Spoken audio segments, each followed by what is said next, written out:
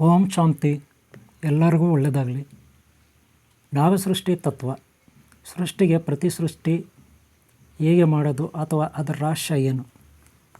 ಸೃಷ್ಟಿಗೆ ಪ್ರತಿ ಸೃಷ್ಟಿ ಅಂದರೆ ಈ ಭೂಮಿ, ಆಕಾಶ, ಗ್ರಹಗಳು ಅಥವಾ ಗಿಡ, ಮರ, ಬಳ್ಳಿ ಅಥವಾ ಮನುಷ್ಯ ಜೀವಿ, ಈ ಎಲ್ಲದನ್ನು ಪ್ರತಿಯಾಗಿ ಅಂದರೆ ಕಾಪಿ ಇದೇ ಥರ ಇನ್ನೊಂದು ಸೃಷ್ಟಿಯನ್ನು ಅಥವಾ ಮತ್ತೊಂದು ಸೃಷ್ಟಿಯನ್ನು ಅಥವಾ ತಮ್ಮ ಮನೆಯಲ್ಲಿರ್ತಕ್ಕಂಥ ಯಾವುದೇ ವಸ್ತುವನ್ನು, ಅದು ಹಣ ಆಗಿರ್ಬೋದು, ಬಂಗಾರ ಆಗಿರ್ಬೋದು, ವಜ್ರ ವೈಡೂರ್ಯ ಆಗಿರ್ಬೋದು, ಅಥವಾ ಯಾವುದೇ ವಸ್ತು ಜೀವಿ ಆಗಿರ್ಬೋದು, ಅದರ ಪ್ರತಿ ಸೃಷ್ಟಿಯನ್ನು ಮಾಡ್ತಕ್ಕಂಥದ್ದು. ಇದನ್ನು ನಾಗಸೃಷ್ಟಿ ತತ್ವ ಈ ರೀತಿ ಹೇಳಲಾಗುತ್ತೆ. ಸೃಷ್ಟಿಗೆ ಪ್ರತಿ ಸೃಷ್ಟಿ ಮಾಡಬೇಕಾದ್ರೆ ನಾಗತತ್ವವನ್ನು ಅರ್ಥ ಮಾಡ್ಕೋಬೇಕು. ನಾಗತತ್ವವನ್ನು ಅರ್ಥ ಮಾಡ್ಕೋಬೇಕಾದ್ರೆ ತುಂಬ ಕಾಲಮಾನ ಹಿಡಿಯುತ್ತೆ. ಬುದ್ಧಿವಂತರಿಗೆ ಬೇಗನೆ ಅರ್ಥ ಆಗುತ್ತೆ, ಬೇಗನೆ ಅರ್ಥನೂ ಮಾಡ್ಕೋಬೋದು. ಇವತ್ತು ನಾವು ನಾಗಸೃಷ್ಟಿ ತತ್ವ 6 ನೋಡೋಣ. ಅಧ್ಯಾಯ 6 ಆದರೂ ತಿಳ್ಕೊಳ್ಳಿ, ಭಾಗ 6 ಆದರೂ ತಿಳ್ಕೊಳ್ಳಿ, ಅಥವಾ ನಾಗಸೃಷ್ಟಿ ತತ್ವ 6 ಆದರೂ ತಿಳ್ಕೊಳ್ಳಿ. ಈಗ ನಾವು ಪ್ರಾರಂಭ ಮಾಡೋಣ. ವೀಕ್ಷಕರೇ ಗಮನಿಸಿ, ಇದು ಬಹಳ ರಹಸ್ಯಮಯವಾಗಿರುತ್ತೆ. ಅಷ್ಟೇ ಅಲ್ಲ, ಇದು ಪ್ರತಿಯೊಬ್ಬರಿಗೂ ಆರೋಗ್ಯ, ಆಯಸ್ಸು, ಹಾಗೆ ಮುಕ್ತಿ, ಜೀವನ್ಮುಕ್ತಿ, ಮೋಕ್ಷವನ್ನು ಕೊಡುತ್ತೆ. ಆದ್ದರಿಂದ ಭಾಳ ಪ್ರಶಾಂತವಾದ ವಾತಾವರಣದಲ್ಲಿ ಇದನ್ನು ನೀವು ಕೇಳಿದ್ರೆ ಒಳ್ಳೆಯದು. ಓಕೆ, ಹಾಗಿದ್ರೆ ಪ್ರಾರಂಭ ಮಾಡೋಣ. ಈಗ ಮೊದಲಿಗೆ ನಾನು ಪ್ರಾರಂಭ ಮಾಡ್ತಾಯಿದ್ದೀನಿ. ಓಂ ನಮಃ ಶಿವಾಯ ಆದಿಶಕ್ತಿ ಪರಬ್ರಹ್ಮಣೇ ನಮಃ. ಸರ್ವಲೋಕಗಳು, ಸರ್ವಶಕ್ತಿಗಳು ಸರ್ವಜ್ಞಮಯವಾಗಿವೆ. ಎಲ್ಲಿಯೂ ಯಾವುದರಲ್ಲೂ ಭೇದ ಭಾವ ಬೇಡ. ಎಲ್ಲರೂ ಎಲ್ಲವೂ ದೈವಮಯವಾಗಿದೆ. ಸಚ್ಚಿದಾನಂದ ದೈವಿ ಅಂಶಾನ್ ಸಂಭೂತ ಶಕ್ತಿ. ಈ ಜಗತ್ತು ಈ ಮನಸ್ಸಿಗೆ ಅತಿ ಆನಂದದಾಯಕವೂ ಶಾಂತಿದಾಯಕವೂ ಹಾಗೆ ಹಿತಕರವೂ ಆಗಿದೆ. ಇದಕ್ಕಿಂತ ಮಿಗಿಲಾದ ಮತ್ತೊಂದು ಶಕ್ತಿ ಈ ಜಗತ್ತಿನಲ್ಲಿ ಈ ಮನಸ್ಸಿಗೆ ಸಿಗೋದಿಲ್ಲ. ಈ ಮನಸ್ಸೇ ಸರ್ವ ದೇವತಾ, ಸರ್ವ ದೈತ್ಯ, ಸರ್ವ ಮಾನವ, ಸರ್ವ ಪಕ್ಷಿ, ಸರ್ವ ಕ್ರಿಮಿಕೀಟಾದಿ ಸೂಕ್ಷ್ಮಾಣು ಜೀವಿಗಳಿಗೂ ಆಧಾರ. ಈ ಮನಸ್ಸಿಂದಲೇ ಎಲ್ಲವೂ ಕಾರ್ಯಗಳು ನಡೆಯುತ್ತವೆ.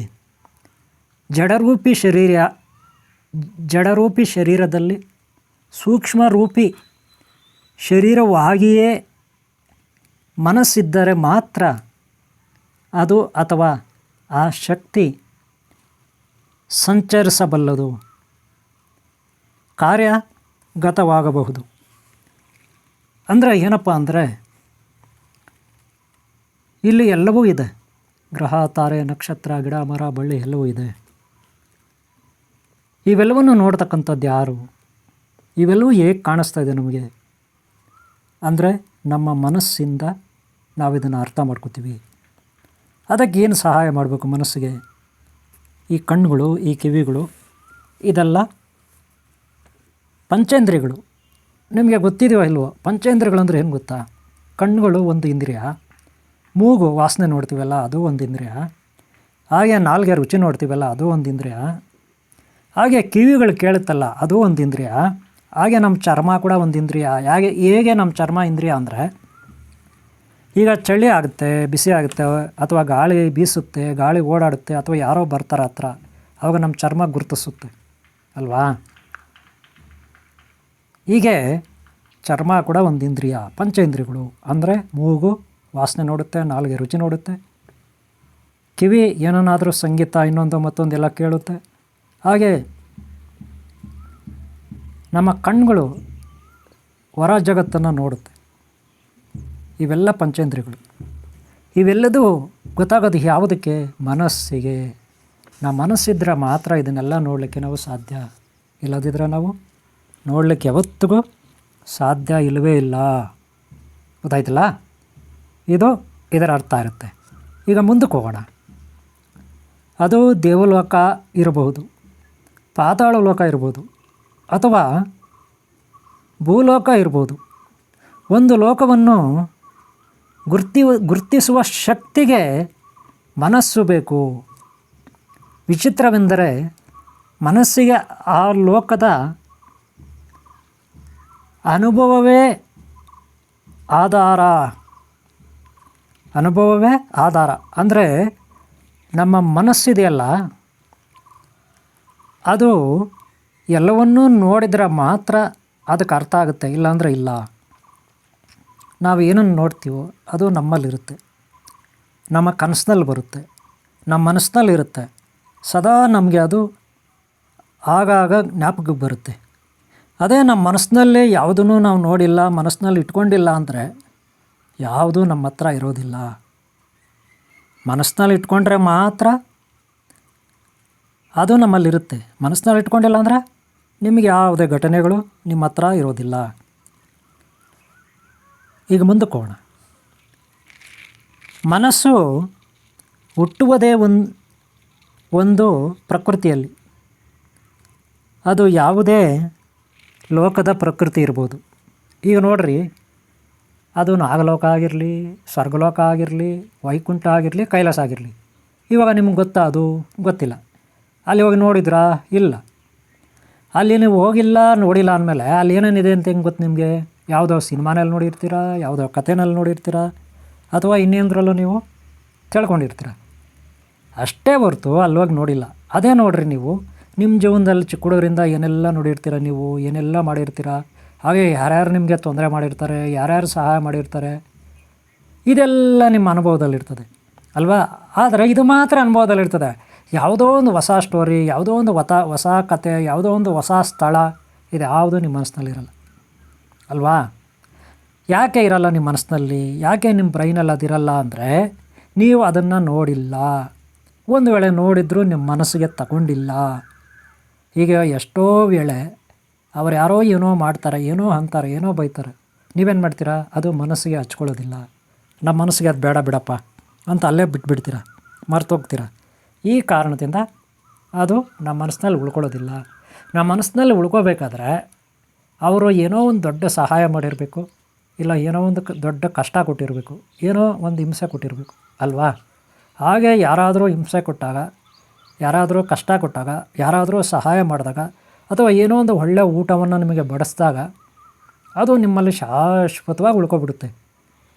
ಅಂದರೆ ಮನಸ್ಸಿಗೆ ಅದ್ರ ಬಗ್ಗೆ ಅರಿವಿದ್ದರೆ ಮಾತ್ರ ಅದು ತಮ್ಮಲ್ಲಿ ಇಟ್ಕೊಳ್ಳುತ್ತೆ. ಅದೇ ಆ ಮನಸ್ಸು ಎಲ್ಲಿಂದ ಹುಡ್ತಾ? ಹಾಗಾದರೆ ಇಲ್ಲಿ ಮನಸ್ಸು ಮೊದಲೇ ಇತ್ತಾ ಅಥವಾ ಅನುಭವ ಮೊದಲೇ ಇತ್ತಾ ಅನ್ನೋ ಒಂದು ಪ್ರಶ್ನೆ ಬರುತ್ತೆ. ನೋಡಿರಿ, ಮನಸ್ಸು ಅಂದರೆ ಏನಂದರೆ ಅದು ನಿರ್ಮಲವಾಗಿರುತ್ತೆ, ಏನೂ ಇರಲ್ಲ ಅಲ್ಲಿ, ಬರೀ ಖಾಲಿ ಹಾಳೆ.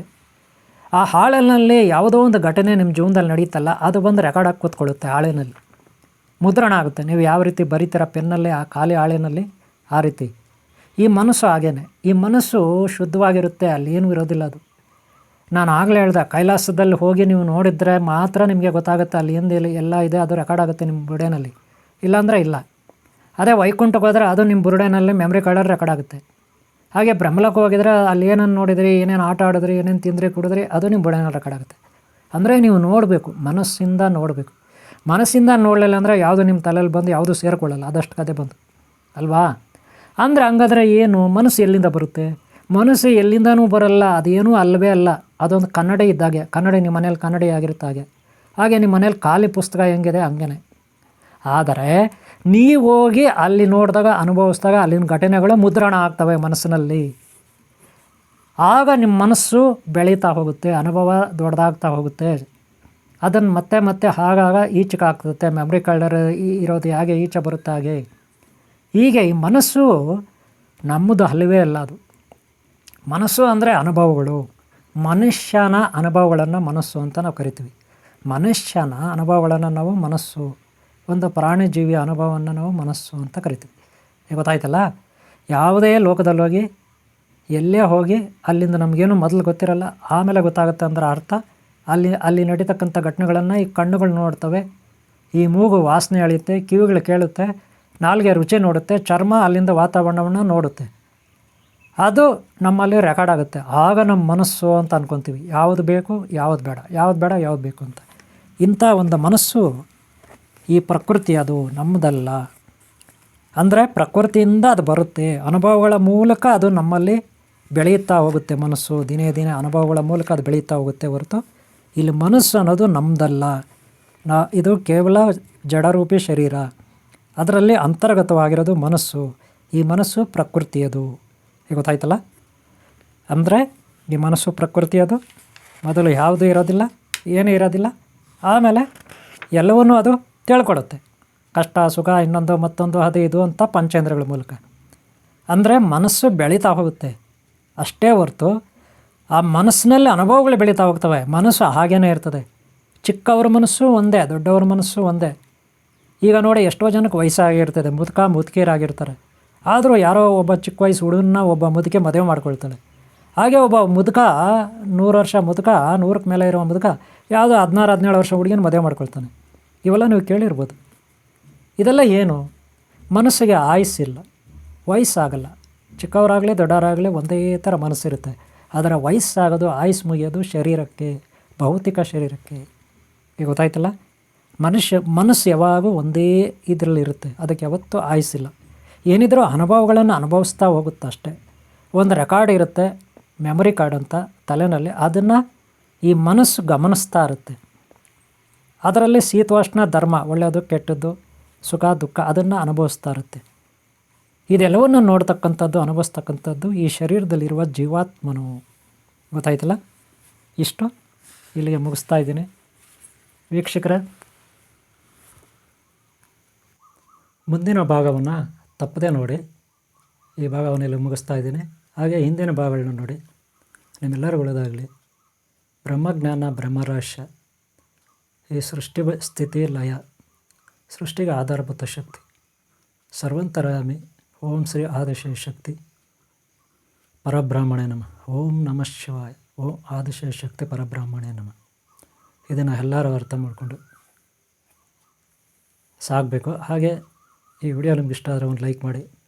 ನಿಮ್ಮ ಪ್ರೋತ್ಸಾಹ ಇದ್ದರೆ ಮತ್ತೆ ನಾನು ಈ ರೀತಿ ವಿಡಿಯೋನ ಮಾಡಲಿಕ್ಕೆ ಅನುಕೂಲ ಆಗುತ್ತೆ. ನಿಮ್ಮೆಲ್ಲರೂ ಒಳ್ಳೆಯದಾಗಲಿ. ಓಂ ಶಾಂತಿ, ಓಂ ಶಾಂತಿ, ಓಂ ಶಾಂತಿ.